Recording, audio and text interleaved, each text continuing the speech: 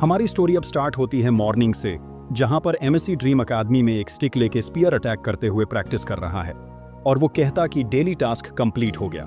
तभी पीछे से सोयून आती है और एमसी को घूरने लगती है और ये एमसी को ऐसा फील होने लगता है जैसे उसे कोई देख रहा। तभी वो पीछे मुड़ के देखता है तो पीछे सोयून खड़ी होती है। उसे वो बोलता है, मुझे ऐसा लगा जैसे मुझे कोई घूर रहा है। सोयून बोलती है, वो तुम्हारी बस इमेजिनेशन है। और वो बोलती है, तुम्हें नया वेपन लेने था और मैं तुम्हें एक अच्छे शॉप में भी ले गई, पर तुम्हें कोई वेपन अच्छा लगा ही नहीं और आखिरी में हम बिना वेपन लिए वापस आ गए। और एमसी बोलता है कि मुझे अच्छा नहीं लगा वेपन लेना। तभी उसे टोकते हुए सोयून बोलती है, तुम कब से किसी और के बारे में सोचने लगे? नॉर्मली तुम्हें कोई कुछ दे तो तुम ना नहीं कहते, और तुमने ले लिया होता। तभी एमसी सोचता है, मैं अब कोई भी फालतू वेपन नहीं ले सकता। आखिरकार मैंने इतना अच्छा वेपन देखा है, मैं कैसे कोई फालतू वेपन ले सकता हूँ। और एमसी सोचता है कि उस वेपन की प्राइस भी बढ़ गई, वो ठीक है, पर डायरेक्ट डबल कैसे हो सकती है। और वो सोचता, अगर पैसे मैंने राइट वे से नहीं कमाए तो सिस्टम को पता चल जाता है और प्राइस बढ़ जाती है कौसालित्य के वजह से। तभी सोयूं बोलती है, मैंने तुम्हें कहा भी कि मैं पैसे दूंगी, फिर भी तुमने कुछ नहीं लिया और मैं बता दूं ये मौका फिर नहीं आएगा। तभी सोयूं थोड़ा सीरियस होकर पूछती है, तुम किस टाइप की माना कल्टीवेशन तकनीक यूज करते हो? एमसी उसके तरफ देखकर बोलता है, क्या मतलब? माना कल्टीवेशन तकनीक का यूज करता हूं? तभी सोयूं बोलती है, तुम्हें अच्छी तकनीक फॉलो करने की जरूरत है माना कंट्रोल के लिए, और जैसा मैंने देखा है तुम्हें मॉन्स्टर से लड़ते हुए तुम माना को हैंडल कर सकते हो अब। और वैसे भी तुम्हें टूर्नामेंट फाइट करते देख कोई भी बता सकता है तू अब माना यूज कर सकते हो, पर मैंने तुम्हें कभी माना कल्टीवेट करते नहीं देखा। एमसी सोचता, क्योंकि मैंने अभी तक कोई माना कल्टीवेशन तकनीक यूज है नहीं की कभी भी। तभी हमें एक्सप्लेनेशन मिलती है, माना कल्टीवेशन तकनीक यूज करके हंटर माना को अच्छे से कंट्रोल कर सकते हैं, पर दुनिया में बहुत सारे अलग अलग तकनीक है और डिपेंड करता है कि तुम्हारी माना कितनी अच्छी है। जहां पर इसे लेवलस में बांटा गया है, जहां पर हाई क्लास और लो क्लास ये लेवलस है, और हर हंटर की अपनी कल्टीवेशन तकनीक है और कुछ तो उनके नाम पर है, कोई और यूज भी नहीं कर सकता। और इसीलिए मैं हमेशा से एक अच्छी अकादमी में जाना चाहता था।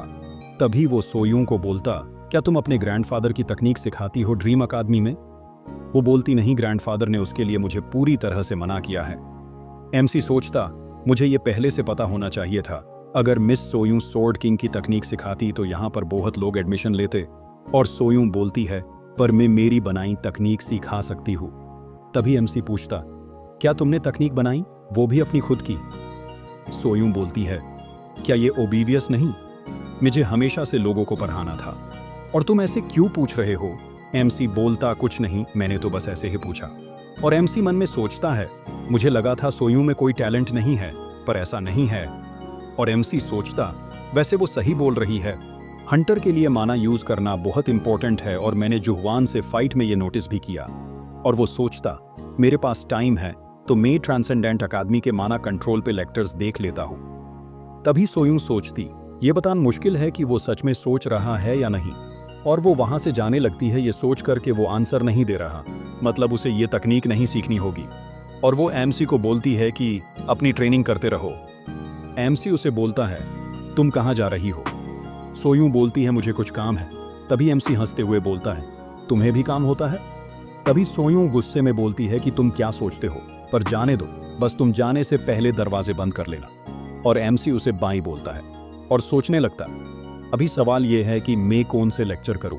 और वो सोचता है कि मेंटोर यहाँ होता तो बहुत मदद हो जाती। अब सीन शिफ्ट होइत है जहां पर एक ओल्ड इंसान बता रहा कि माना क्या होता, तुम इसे कैसे यूज कर सकते हो, और वो बताता है कि वर्ल्ड कैसे माना के लॉ फॉलो करता है। तभी अभी हमें पता चलता है कि एमसी एक लेक्चर देख रहा है अपने फोन में, और हमें पता चलता है एमसी आर्चमेज मर्लिन के लेक्चर देख रहा है, और ये लेक्चर कंप्लीट करने पर एमसी को एस रैंक स्किल मिलेगी।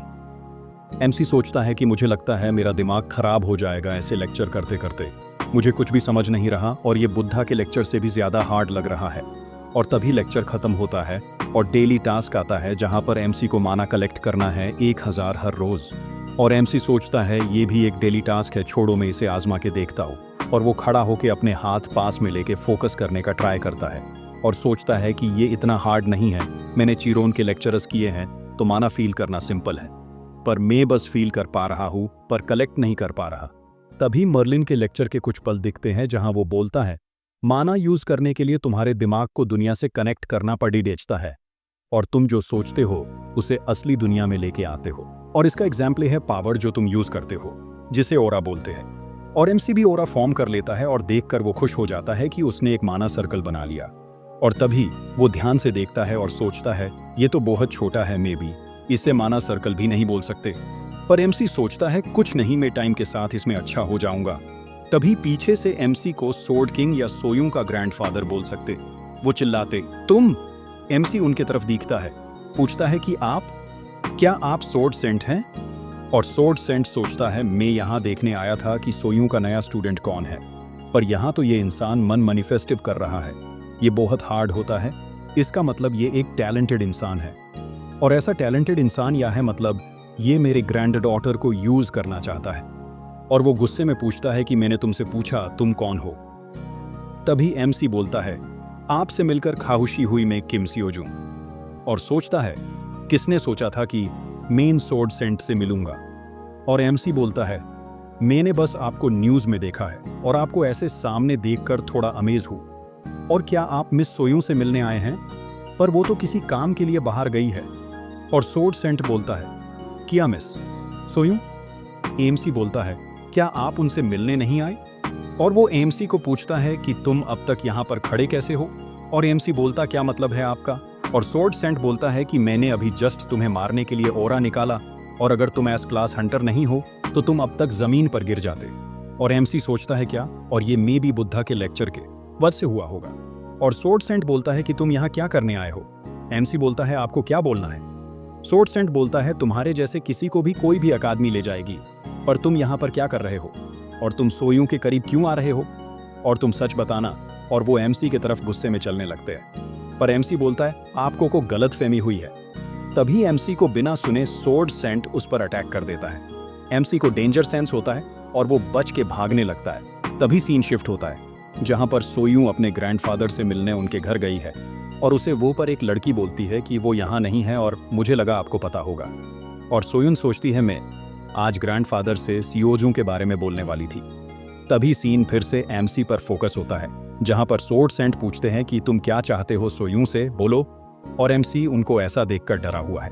तभी सीन शिफ्ट होता है उस ओल्ड हाउस पे जहां सोयूं अपने ग्रैंडफादर से मिलने गई है, और वो सोचती है कि आज मैं उन्हें सीधे सीधे बताने वाली थी एमसी के बारे में कि मैंने एक नया स्टूडेंट लिया है और हमारे डील के बारे में, पर वो यहाँ नहीं है।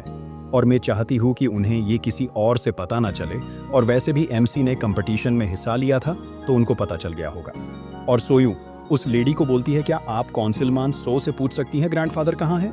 तभी एक ओल्ड इंसान सोयूं को मिस सोयूं करके बुलाता है, और सोयूं उन्हें कौंसिलमान सो बोलती है। और वो इंसान सोयूं को देखकर बहुत खुश है और पूछता है ये कितनी अच्छी बात है, आज आप मैन हाउस में आई हैं? और सोयूं बोलती है आप सही टाइम पे आए हैं, मैं आपको ही खोज रही थी।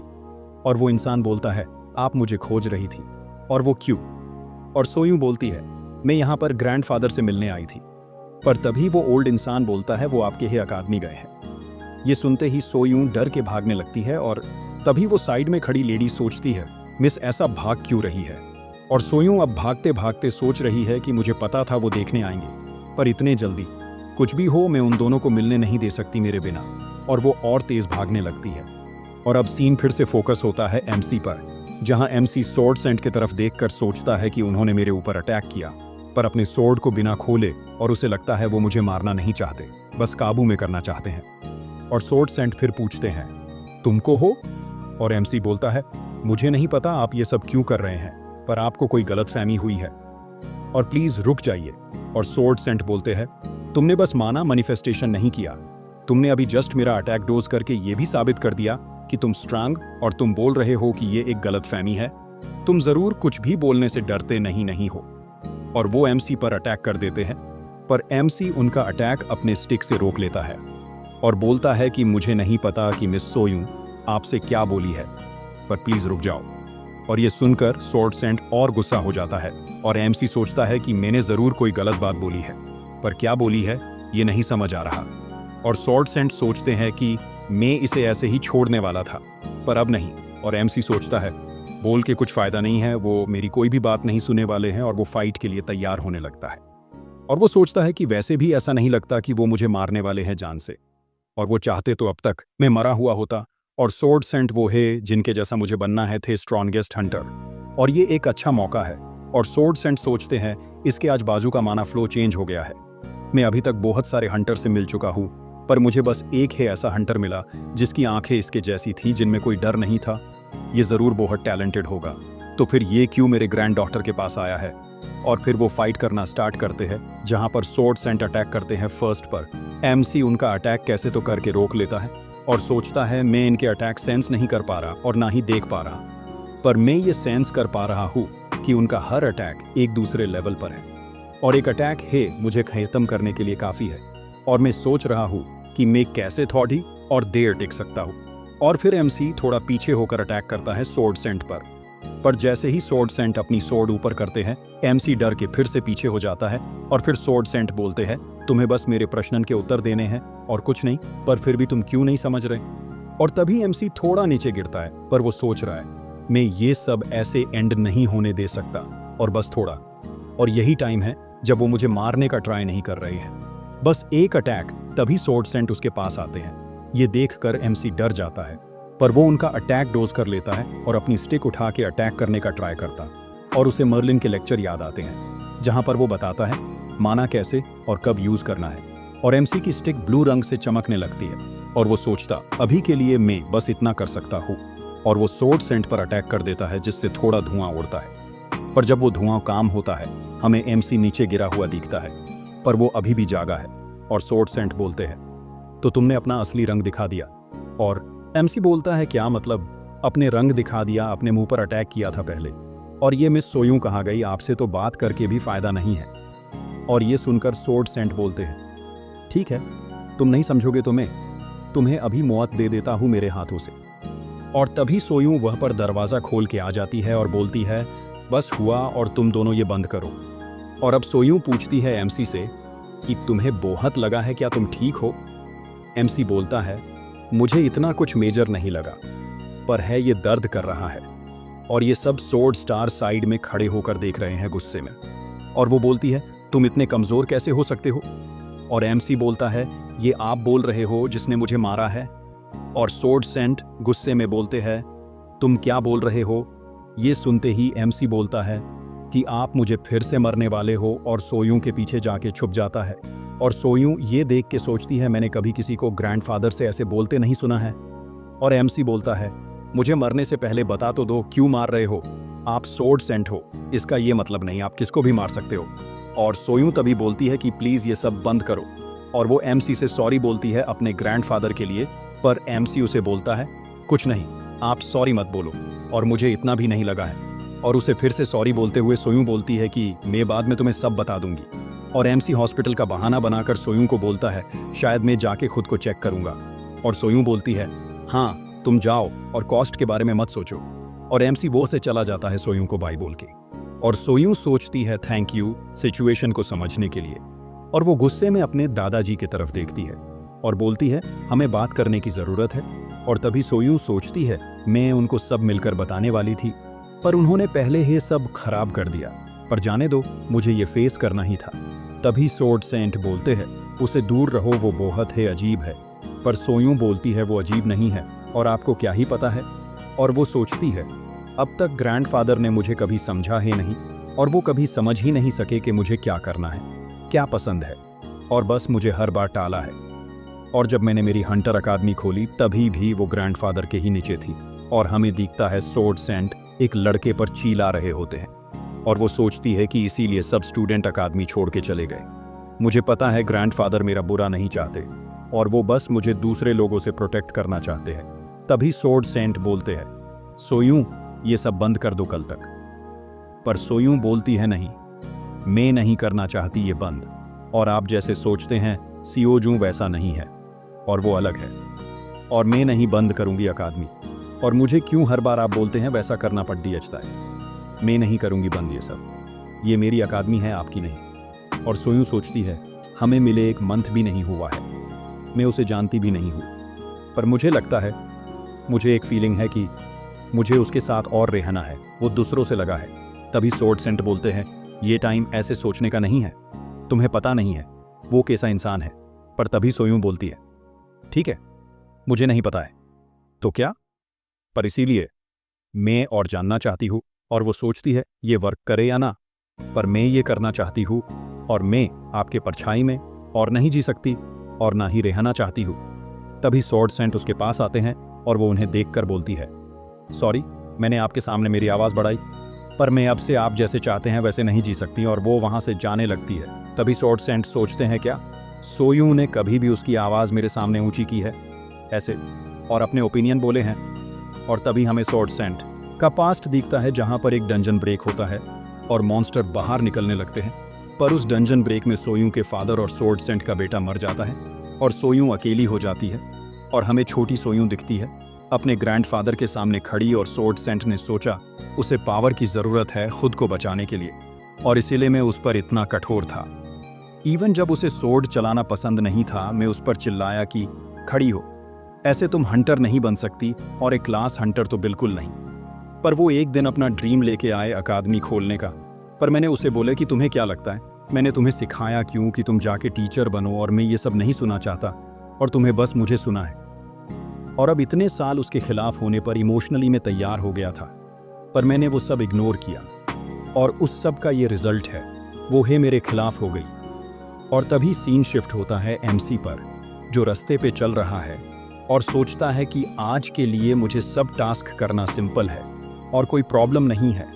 और तभी वो सोचता कि कल जब स्वॉर्ड सेंट ने मुझ पर अटैक किया, मुझे तो लगा था मैं तो गया, पर ठीक है, मुझे बस कुछ छोटी मोटी चोट आई और कुछ नहीं। और मुझे पता है स्वॉर्ड सेंट मुझ पर अपने पूरी ताकत से अटैक नहीं कर रहे थे, पर अगर मिस सोयूं टाइम पर नहीं आती तो गड़बड़ हो जाती और मैं बस कुछ छोटों से नहीं तो और कुछ भी हो जाता। तभी वो सोचता है कि मुझे नहीं पता था मिस सोयूं की ऐसे बैक स्टोरी है। और तभी हमें कल रात का सीन दिखता है जहां एमसी मिस सोयूं से फोन पर बात करता है और उसे सोयूं ने बस ऊपर ऊपर से थोड़ी अपनी कहानी बताई और उसका रिलेशन अपने ग्रैंडफादर के साथ कैसा है वो बताया, पर उसने सब नहीं बताया। पर मैं उसकी फीलिंग अब समझ सकता हूँ और कल स्वॉर्ड सेंट ने मुझ पर अटैक क्यों किया वो भी। पर मैं समझता हूँ इसका ये मतलब नहीं है कि वो सब जो उन्होंने किया ठीक था और मैं उनसे सॉरी बुला के लूंगा। पर उनके बहस से प्रोग्रेस ऑन एफ मर्लिन 7 हो गई और बुद्धा की 12.3%। और वो सोचता है ये खराब तो था, फिर कभी हुआ तो भी ठीक है और एक्सपीरियंस मिलेगा। और तभी वो दरवाज़ा खोलता है और बोलता है हेलो, और मैं अंदर आ रहा हूँ। पर वो ये देखकर शॉक हो जाता है कि उसके सामने स्वॉर्ड सेंट खड़े होते हैं और वो उसे बोलते हैं तुम वह बस खड़े क्यों हो, अंदर आवो। और वो उसे बोलते आवो और यहाँ पर बैठो। और एमसी उन्हें देखकर सोचता कि ये मुझे फिर से मारने वाले हैं। फिर भी एमसी जाके उनके पास बैठ जाता है और वो बोलते हैं तो तुमने सोयूं के साथ डील की है और क्या यही पूरा सच है? और एमसी बोलता है यही पूरा सच है और इसमें कुछ भी छुपाने जैसा नहीं है और ना ही कभी था। और एमसी का ऑरा देखकर स्वॉर्ड सेंट सोचते हैं इसे देखकर तो नहीं लग रहा वो झूठ बोल रहा है, पर एक स्टूडेंट के पास इतनी पावर और टैलेंट कैसे हो सकता है। और अब मैं जब सोचता हूँ जब मैंने इसे देखा तब मुझे डाउट से ज्यादा गुस्सा आया था किसी रीजन के लिए। और तभी एमसी बोलता है अगर आपके पास और कुछ नहीं है बोलने के लिए तो क्या मैं जा सकता हूँ? और स्वॉर्ड सेंट बोलता है कहाँ जा रहे हो? और एमसी बोलता मैं कहीं नहीं जहाँ पर मैं ट्रेनिंग करना चाहता हूँ। और स्वॉर्ड सेंट बोलते हैं अगर मैंने इसे ट्रेनिंग करते देखा तो समझ जाऊंगा कि ये इतना स्ट्रांग क्यों है। और वो बोलते हैं तुम जो करना चाहते हो कर सकते हो। और सीन शिफ्ट होता है जहाँ स्वॉर्ड सेंट के फेस पर बस निराशा है और वो सोचते हैं कि उसे देखकर बस एक बात बता सकता हूँ और है कि वो बंदे का दिमाग सही काम नहीं करता और वो बस अपने फ़ोन के ब्लैंक स्क्रीन पर देखने वाला है और बस ब्लैंक स्क्रीन पर फ़ोन चालू भी नहीं करेगा। तभी स्वॉर्ड सेंट उसे बोलते हैं क्या तुम मेडिटेशन कर रहे हो? और एमसी उनके तरफ देखकर पूछता है अपने क्या कहा? और वो बोलते हैं क्या तुम मेडिटेशन कर रहे हो? और एमसी बोलता है ये उसके जैसा ही है। और स्वॉर्ड सेंट बोलते हैं मेडिटेशन एक अच्छी बात है, पर तुम्हें पता होना चाहिए कि मेडिटेशन बस माइंड और हार्ट के पावर के लिए अच्छा है, तुम समझे? और एमसी बोलता है हाँ मुझे पता है। और स्वॉर्ड सेंट सोचते हैं क्या हो रहा है, क्या इस लड़के को मेरे टीचिंग्स में कोई इंटरेस्ट नहीं है? और ऐसा नहीं हो सकता। और स्वॉर्ड सेंट एमसी को बोलते हैं अगर तुम चाहो तो मैं तुम्हें कुछ मेरी तकनीक सिखा सकता हूँ। और एमसी बोलता है क्या स्वॉर्ड सेंट मुझे पर्सनली सिखाएंगे? और स्वॉर्ड सेंट सोचते हैं देखा उसने झट से रिप्लाई दे दिया और अगर वो चाहता है तो मैं उसे कुछ सिखा सकता हूँ। पर तभी एमसी बोलता है कि पर मैं ज़्यादा इंटरेस्टेड नहीं हूँ आपके सीखने में, और थैंक यू। और एक बात मुझे बीच बीच में टोकना मत, और अगर आपको कुछ बोलना हो तो थोड़ा वेट कर सकते हैं। ये सुनकर सोर्ड सेंट पूरी तरह से शॉक हो जाते हैं, और तभी मिस सोयूं वहां आती है और सियोजू को गुड मॉर्निंग बोलती है, पर वह अपने ग्रैंडफादर को देखकर शॉक हो जाती है। वो उसे देखकर बोलती है, तो सोयूं तुम यहाँ आ गई? और सोयूं पूछती है, आप यहाँ क्या कर रहे हो, और आप अगर फिर से सियोजू को मारने वाले हो? तो तभी सोर्ड सेंट उसके पास आके कान में बोलते हैं कि वो बंदे का दिमाग सही काम नहीं करता, और उसने अभी जस्ट मेरे टीचिंग्स सीखने से माना कर दिया। और ये सुनकर सोयूं भी शॉक है। तभी सोर्ड सेंट बोलते हैं, और कब से वो बस अपने फ़ोन के ब्लैंक स्क्रीन पर देख रहा है और कुछ नहीं कर रहा। पर सोयूं बोलती है, आपको इसमें क्या अलग लगा? और सोर्ड सेंट थोड़ा शॉक होकर बोलते हैं, तो तुम बोल रही हो वो जो कर रहा है उसमें कुछ गलत नहीं है? और तभी सोयूं बोलती है, आपको ये अलग लग रहा होगा, मुझे भी एक टाइम पर ऐसा ही लगता था। और वो एमसी को आवाज़ देकर उसके पास जाती है और उसे पूछती है, क्या तुम्हारी बॉडी ठीक है? और एमसी बोलता है, आप कब यहाँ आई? और तभी सोर्ड सेंट सोचते हैं, वैसे मुझे वो लड़का बिल्कुल पसंद नहीं, पर सोयूं उसके साथ एंजॉय कर रही है और वो बहुत खुश भी है। और वो सोचते हैं उसके साथ बात करने में इतना मज़ा आ रहा है उसे, और जब मैं सोचता हूँ मैं उसे कभी इतना खुश नहीं देखा बचपन से। और वो सोचते हैं कि वो फालतू इंसान मेरे ग्रैंड डॉटर को टारगेट करे।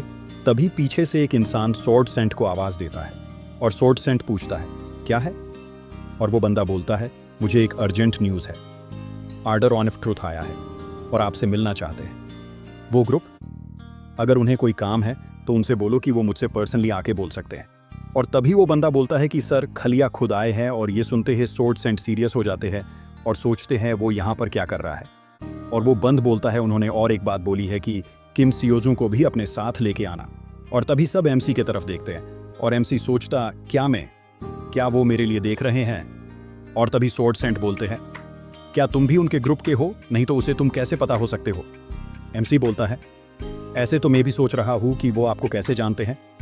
और तभी सोयूं सोचती है, शायद मैं कंपटीशन में जिसे दिखा था, क्या ये उससे रिलेटेड है? और तभी सोर्ड सेंट बोलते हैं, जैसा सोयूं बोला उस इंसान से जुड़ा होगा, पर खलिया खुद क्यों आएगा ऐसे छोटी बात के लिए? और सोयूं बोलती है, क्या सो तुमने उसके इंसान के बारे में कभी सुना है? और एमसी सोचता, मैं भी वही सोच रहा हूँ, पर कुछ याद नहीं आ रहा। और एमसी पूछता है, क्या मुझे अभी जाना होगा? तभी सोयूं बोलती है, तुम्हें समझ नहीं रहा, आर्डर ऑन ऑफ ट्रुथ एक स्ट्रैंग ग्रुप है, और उनमें 7 स्ट्रैंग लोग हैं जिन्हें स्टेट के हेड जैसी ट्रीटमेंट मिलती है। और सर, खलिया उन 7 लोगों में से एक है, और नॉर्मली ऐसा इंसान तुम्हें कांटेक्ट भी नहीं करेगा। और तभी एमसी बोलता है, पर इस सब से मुझे क्या? मेरे लिए वो एक इंसान है जिसे मैं नहीं जानता।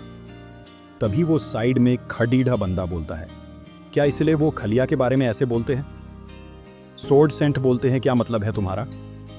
और वो बोलता है कि सर, खलिया को पहले से पता था कि किम सियोजू उनको रिजेक्ट कर देगा, और उन्होंने कहा कि और एक मैसेज देने बोले था, अगर ऐसा कुछ हो कि वो अगर आता है तो उसे $100 मिलियन मिलेंगे। और तभी एमसी सोचता है, उसे कैसा पता चला कि मुझे इतनी ही पैसों की ज़रूरत है? अब हमें पता चलता है कि आर्डर ऑन ऑफ ट्रुथ एक ग्रुप है जो अपने गॉड को ट्रुथ मानते हैं, और वो मोस्टली कैप पहनते हैं, और वो बहुत ही मिस्टीरियस ग्रुप है। और उनके स्टोरंगेस्ट 7 लोग जो पूरे ग्रुप को कंट्रोल करते हैं, और वो मानते हैं कि उनके वर्ड्स हे सच है क्योंकि वो गॉड के हैं।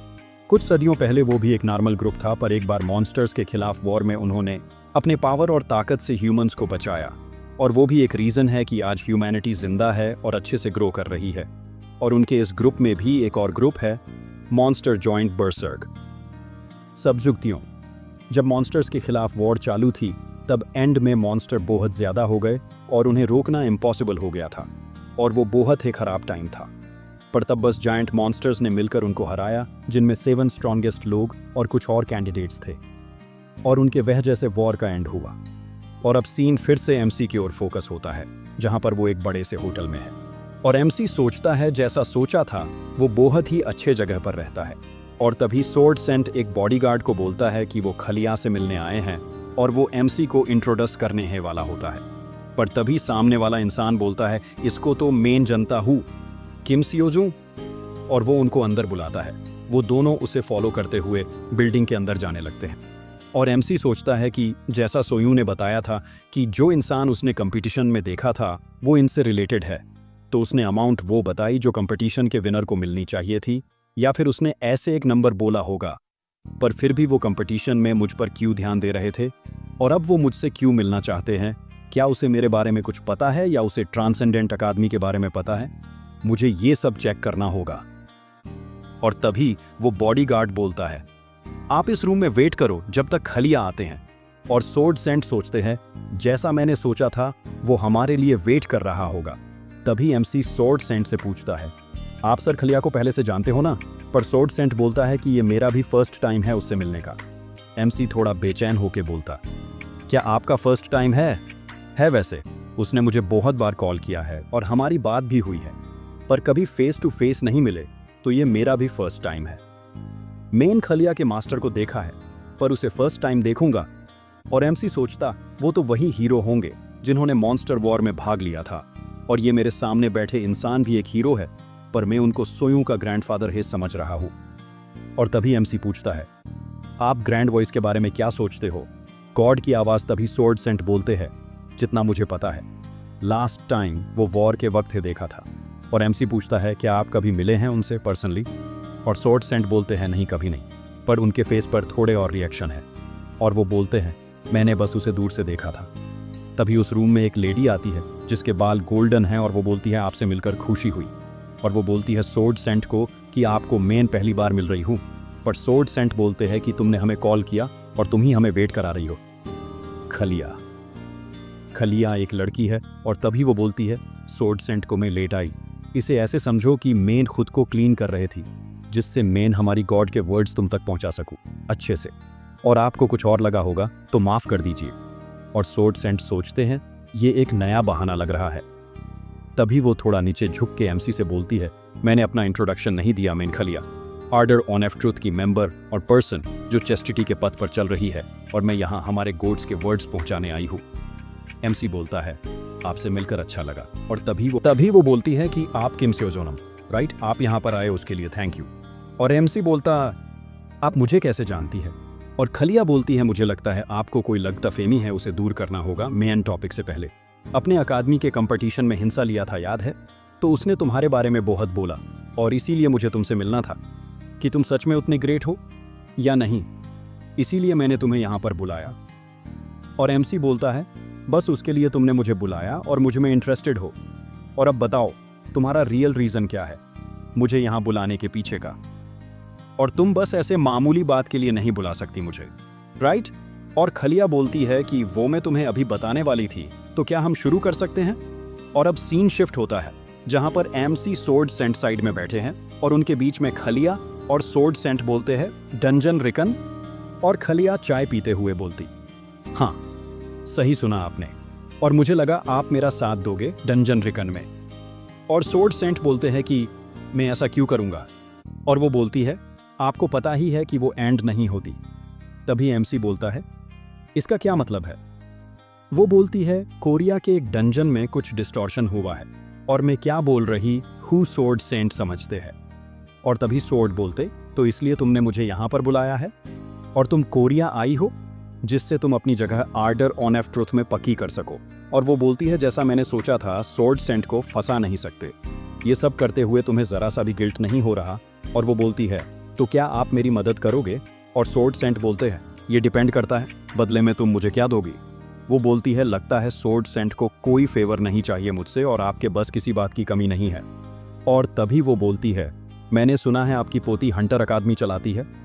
ये सुनते ही सोर्ड सेंट को गुस्सा आता है, और वो बोलती है, ऑर्डर ऑन एफ ट्रूथ। और उतने में सोर्ड सेंट से ऑरा निकलता है, जिससे एमसी भी नंब हो जाता है और सोचता है, तो ये है सोर्ड सेंट का किलिंग इंटेंट का ऑरा। और सोर्ड सेंट बोलते हैं, अगर बस और एक बार तुमने इसमें सोयू को जोड़ा तो मैं तुम्हें मार दूंगा।